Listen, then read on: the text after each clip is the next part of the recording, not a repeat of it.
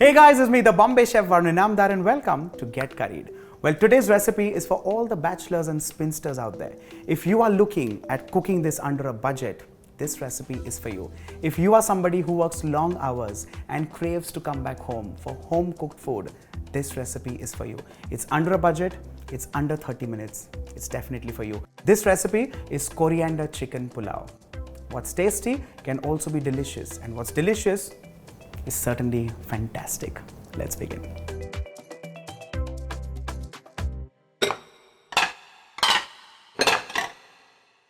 Like always, I'm going to divide this recipe in several components. The first one, of course, is making a chutney, which is primarily flavored with coriander, fresh as well as dried.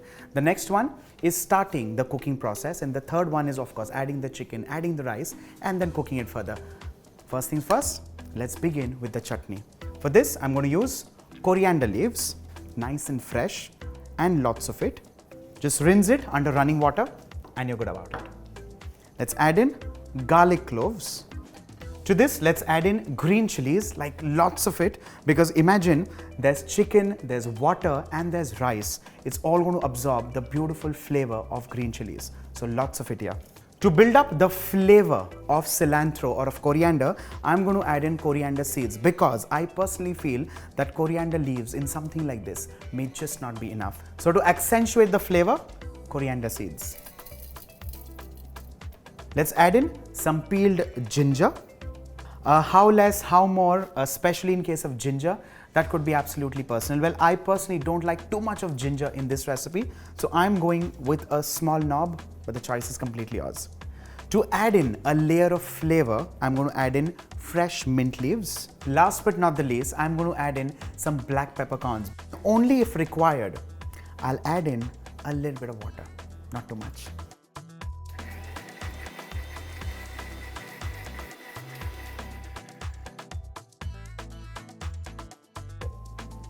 With this, our coriander paste, or rather, a beautiful green chutney is done and ready.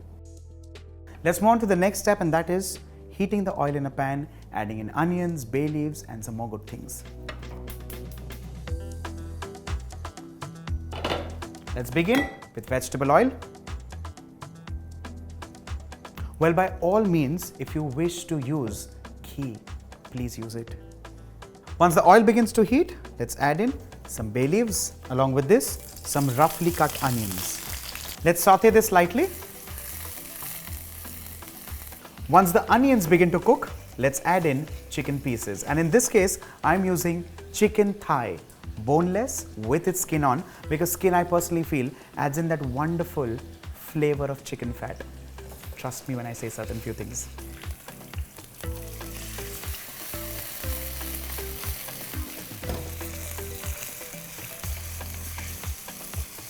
Let's stir fry this chicken on high flame for precisely 30-40 seconds. You'll begin to notice that the chicken actually starts getting seared on all sides. This is when we add in the rest of the ingredients, beginning with roughly cut tomatoes. Let's add in long grained rice, washed and soaked for 20 minutes. Ensure that you drain out all the water. Well, now when I say long grained rice, you could also use short grain rice. Just ensure that the rice is not of a new variety or not sticky or clumpy, because you want the pulao to be nice and almost separate grains of rice after cooking. Let's stir all this well and add in the rest of the ingredients as well. Let's begin with the chutney, or with the paste that we just made. To this, let's add in garam masala powder, salt as required. Now, in a recipe like this, do not waste your expensive stocks and things like that, because we are using chicken thigh with skin, which is a bundle of flavor. Water in a recipe like this is just perfect. To every measure or every cup of rice, we'll add in 2 cups of water. If you would have noticed, I'm deliberately adding the water in the mixer jar, shaking it, because I want all the wonderful goodness of the spice to be in this water now.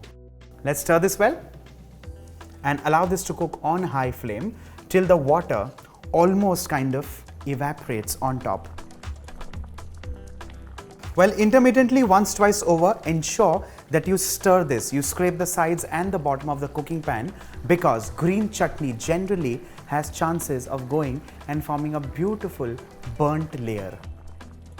At this stage, when the water has evaporated, it is not only evaporating, but it's also getting absorbed by the chicken and the rice.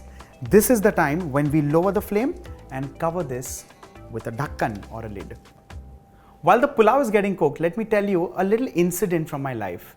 It's been 12 years of my marriage with Tejashree, and when we were dating, I used to make this custard for her.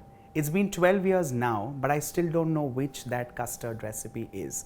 Every time I end up making a new custard, I try to kind of squeeze in my ways and say, no, this is the same one, but then she knows what it was, and I really don't know. I've kind of forgotten it.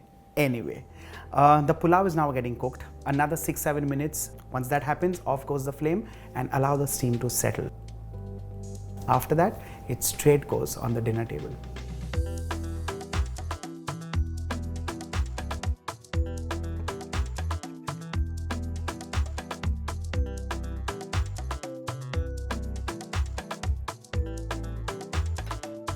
With this, your coriander chicken pulao is done and ready.